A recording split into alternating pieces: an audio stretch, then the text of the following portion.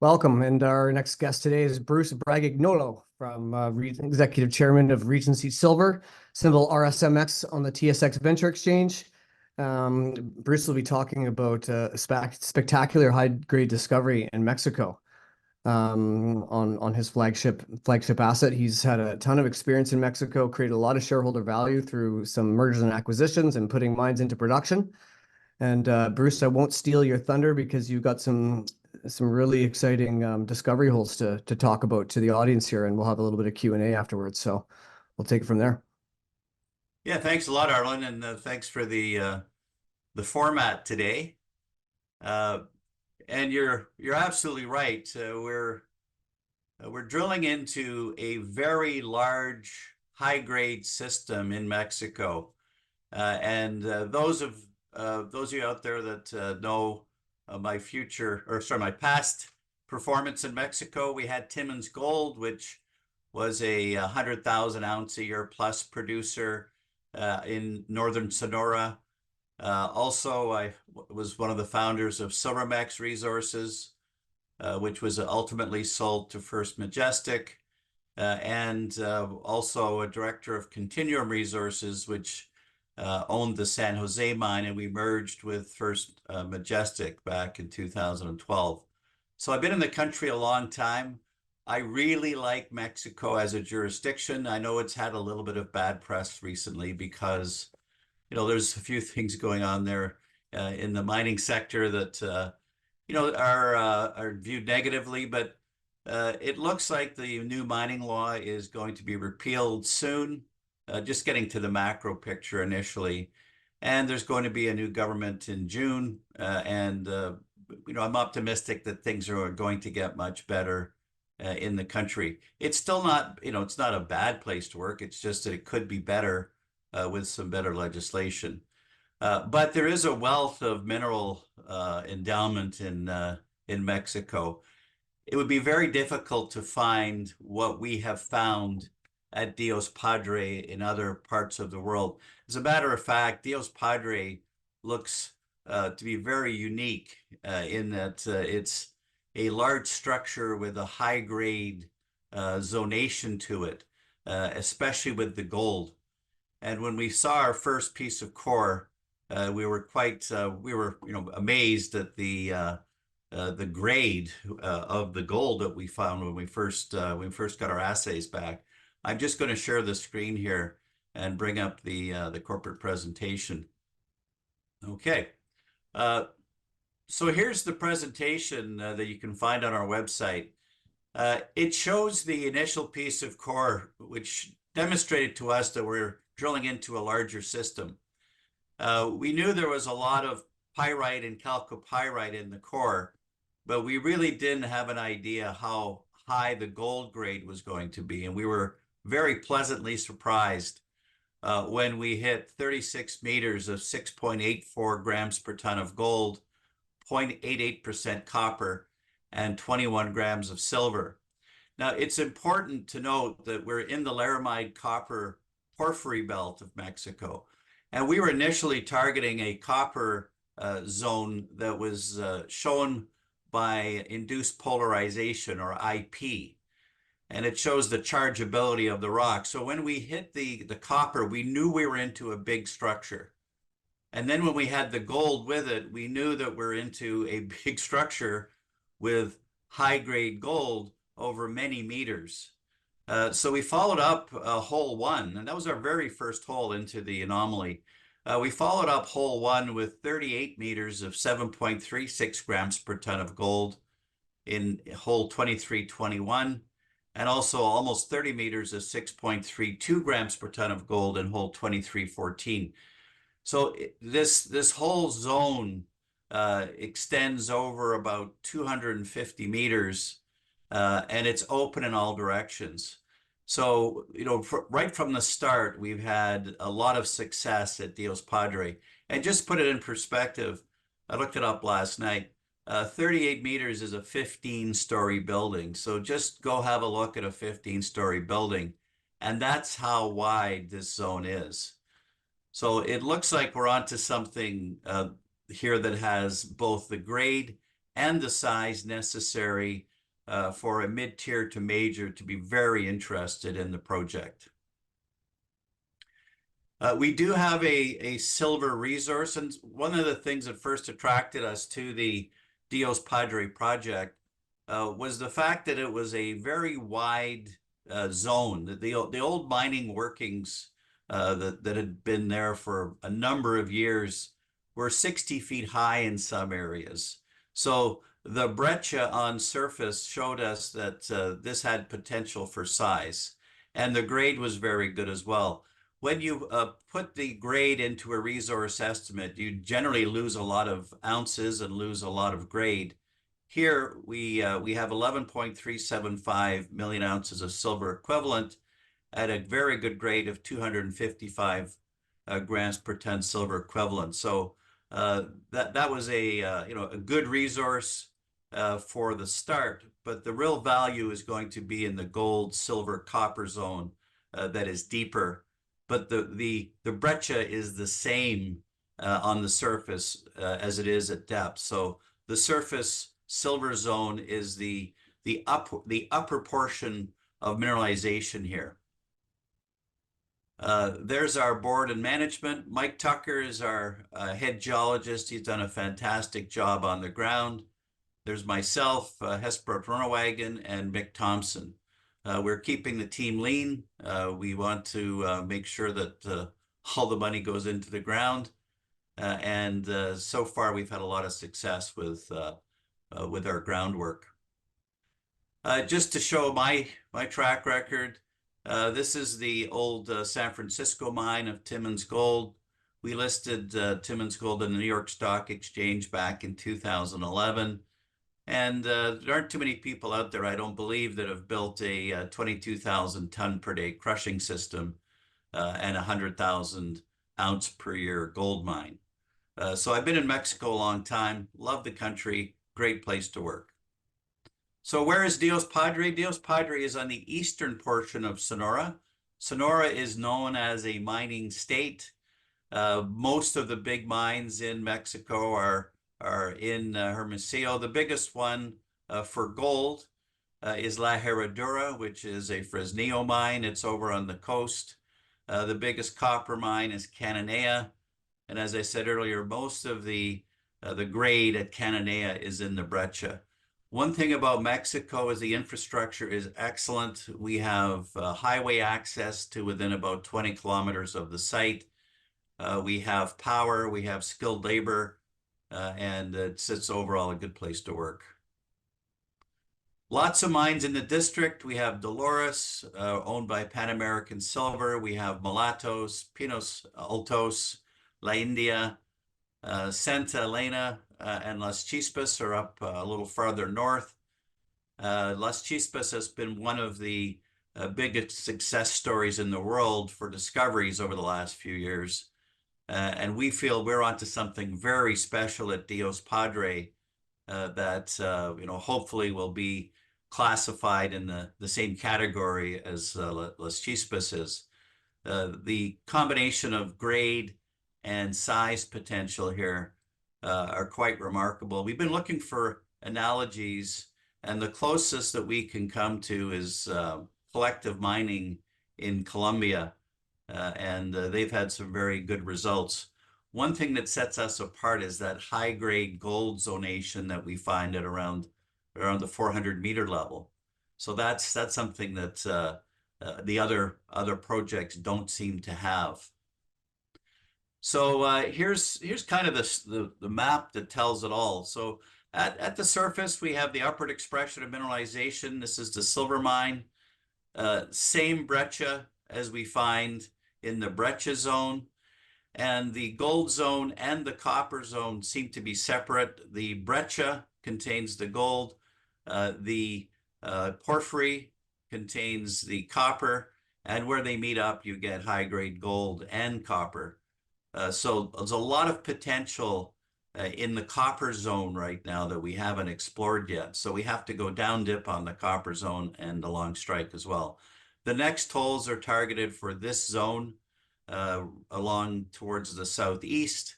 of our recent discoveries, at hole 2321, those 36 meters of 6 to 7 grams of gold.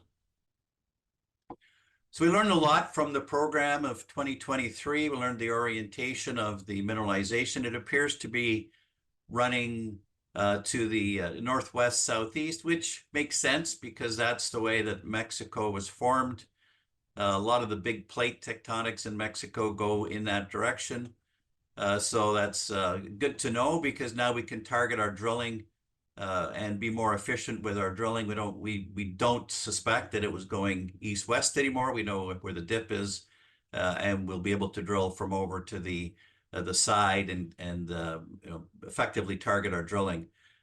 Now, just to show you this map on the right, it does demonstrate the size of this system. That is a 100-meter long zone from that you can see in the purple. So when you get 100 meters of mineralization, you're into a big system, especially in Mexico, where most of the high-grade mines are quite narrow. So you might get 2 to 3 meters to put it in perspective. Here we have 100 meters. Now it just depends where the gold has dropped out and where the copper is contained. So the general theory is that we're into a magmatic hydrothermal breccia. If you just lay this map or this diagram on the side at about 45 degrees, it pretty well expresses what we feel we have at Dios Padre. So you have the porphyritic source, and then the water vapor gets turns into steam under very high temperature, and then blasts out this breccia. Then the mineralizing fluids come in and fill in the gaps. And you can see over here on the right that this the core that we have almost mirrors the model perfectly. We have an andesite host rock, and it's filled in with quartz, pyrite, chalcopyrite, and chalcocite. And this particular piece of core contains 7.2 grams per ton of gold, 212 grams per ton of silver, and 3.74% copper. So the model is there. This particular breccia pipe at Kidston contained 5 million ounces of gold plus copper. That would be somewhat the target we're looking at. No reason to think otherwise. We're open in all directions, including up dip. So this looks like a very good model for us. Now, one thing about this type of model is that these breccias occur in clusters. So that's why we've acquired, apart from the fact that we own 100% the Dios Padre core project, we've acquired an option on another 6,000 hectares around us to protect that cluster effect. So there's potential here, and we've mapped and sampled a lot of the surface as well. So there's potential here for more of these Dios Padre type breccias to occur elsewhere on the property. Just some core pictures here. The core is, classic breccia, beautiful pyrite crystals. You can see where there's some gaps in the breccia where the mineralization has not filled in. And this particular piece of core right here is very high grade. And this is part of hole 2321, where we got 38 meters of 7.3 grams of gold. Now, we did run IP, induced polarization, back in early 2023. And it looks like this is the uppermost part of the system. We got disseminated pyrite in one of our holes on the close to surface. And what that means is, to put it in perspective, is we have the porphyry at depth. We have the explosive event where the steam is exploded up and fractures the rock. Then we have the fluids filling in into the breccia. But you also get a halo. And it looks like the halo is 1 kilometer by 1 kilometer. So the potential here is much bigger than just what we're drilling right now. So, we have had a big event here, and just the very top part of it, kind of the hat on top of the head, shows us that we've got a bigger target to explore. That's a picture of the drill turning. We have excellent drillers. We have a very good workforce on site. There's more to do with the silver mine. We have some very high-grade intercepts over good widths at the silver mine.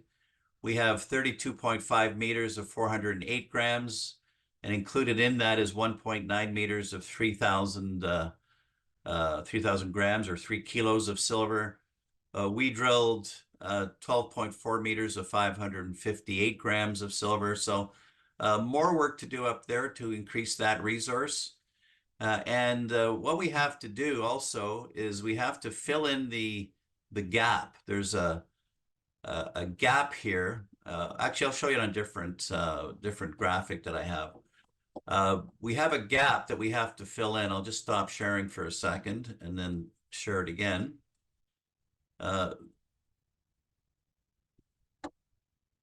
Pardon with apologies to Picasso here. I've done my own kind of cartoonish view of what we feel we're going to find at Dios Padre. So we have a target here that I would say would be about a 1 million ounce target along strike at this level. Then as we go up dip, we have this whole underexplored area as we go up dip.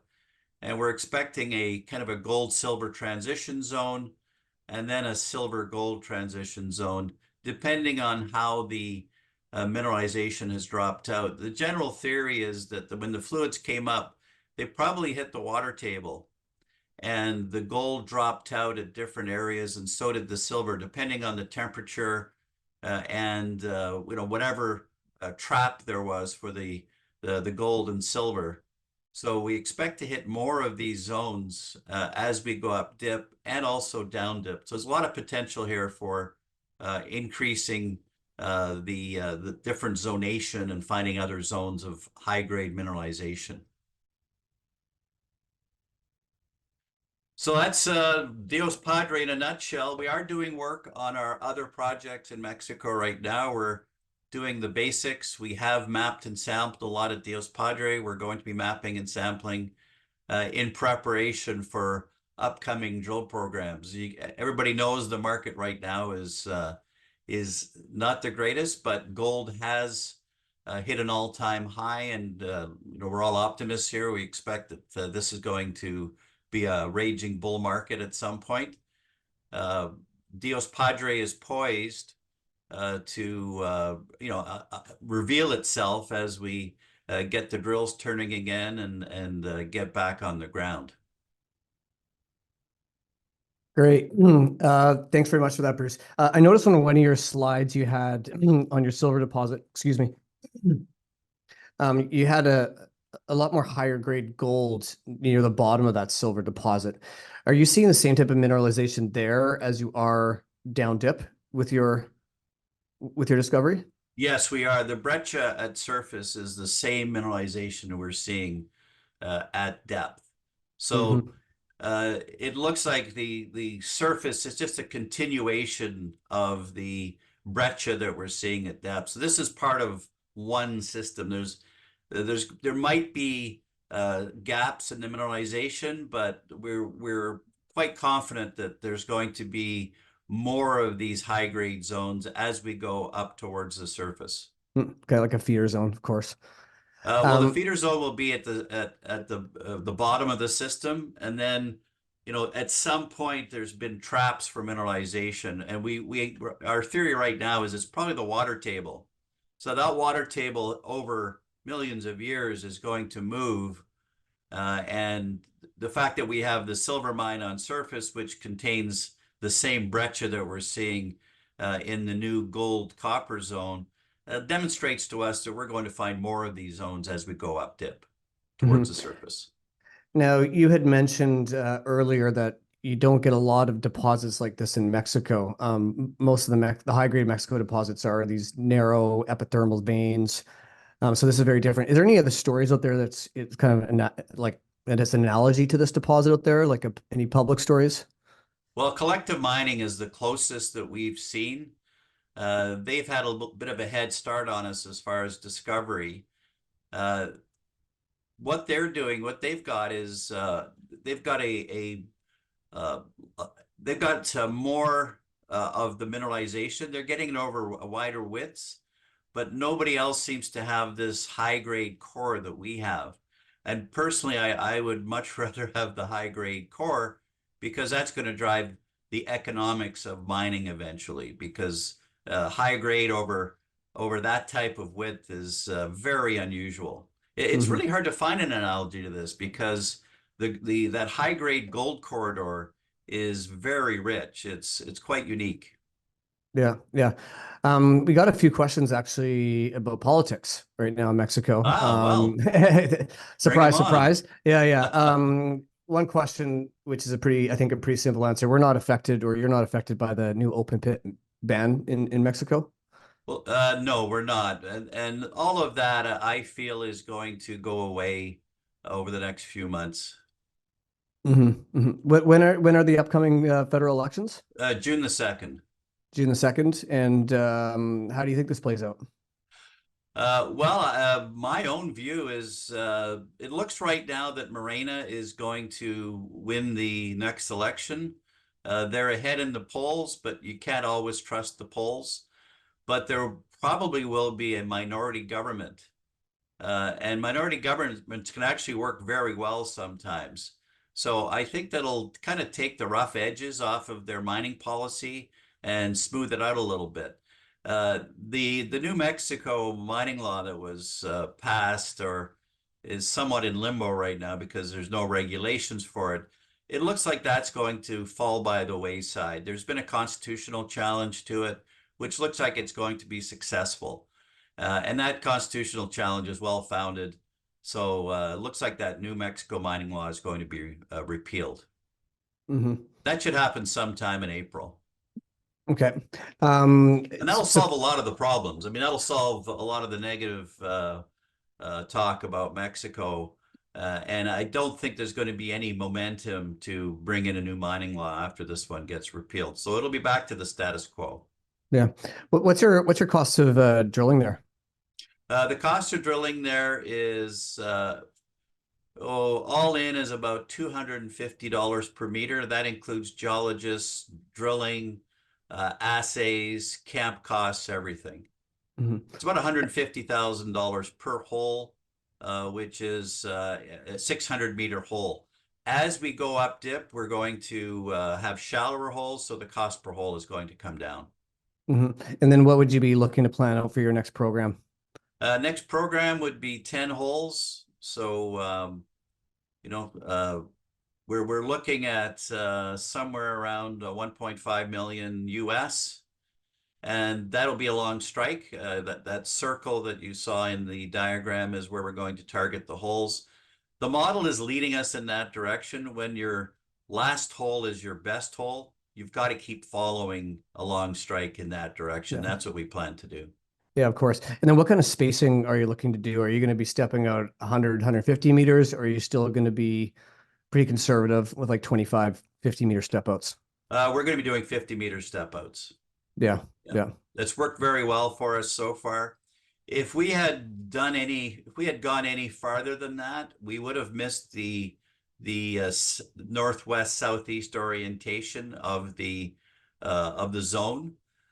So best to stick to the 50-meter step outs until you get a better handle. We've only got 10 holes into this Yeah. so far, and of the 10 holes, 7 have been very good, Yeah. And what's the and size of one. yeah, and of the 10, what's the size of the mineralized area that you got? Well, it's over 250 meters, Wow. and it's about 150 meters up and down dip. So we're wide open. We're open in all Hmm. directions. So this is new. Yeah, we've only got 10 holes in. 7 holes Yeah. were great. One hole we put into the IP anomaly, and that hole gave we that was that really didn't have much of a target, except that was the IP anomaly. That showed us that we've got a very large pyrite halo over top of the larger porphyry system. So uh, we learned something from that. We're learning from every hole. Well, you have to drill an IP anomaly like that. You just have You to. have to. You can't resist Can't it. ignore it, right? If Hercules Silver didn't drill that IP anomaly, they wouldn't have made that big discovery. So good on you. Bruce, congrats on all your success. That's in my opinion, a really exciting gold story to watch. And yeah, I agree with you on gold. This could be our year, right? Yeah, let's hope so. Eventually these depressed prices will find a bid. They will. Yeah. Yeah, for sure. Thanks so much, Bruce. We will talk to you again. Thanks, Arlen. Yeah.